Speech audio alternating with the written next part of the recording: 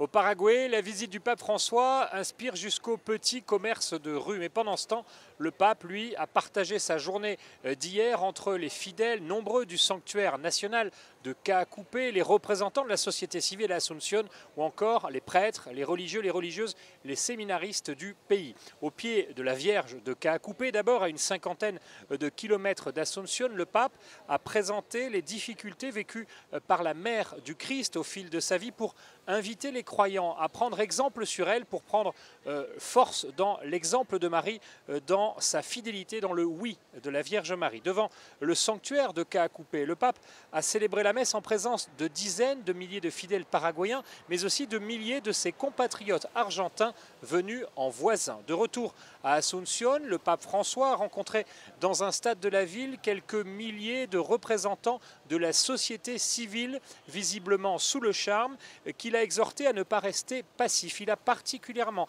invité les jeunes, je cite, à contrecarrer la mentalité croissante qui considère qu'il est inutile et absurde d'aspirer à des choses qui valent la peine. Et puis, dans une improvisation, comme il en a l'habitude, il a confié son allergie devant les paroles grandiloquentes de certains menteurs qui parlent devant lui de fraternité, de justice ou encore de paix. Le pape qui a mis en garde ceux qui font la défense des pauvres et qui en font une défense idéologique et qui se servent des pauvres pour eux-mêmes. Les idéologies, alors c'est le pape, finissent en dictature, et le pape de fustiger ceux qui disent faire tout pour les pauvres mais jamais rien avec les pauvres. Comme tout au long de ce voyage, le pape a réservé une rencontre avec les religieuses, les religieux, les prêtres et les séminaristes. Il a particulièrement mis en garde devant la division qui provoque, a-t-il dit, la stérilité. Il a rappelé aussi que celui qui est appelé par Dieu ne devait pas croire avoir monté en grade ou se mettre sur un piédestal. Voilà, ce dimanche, dernière journée du voyage du pape en Amérique latine, dernière journée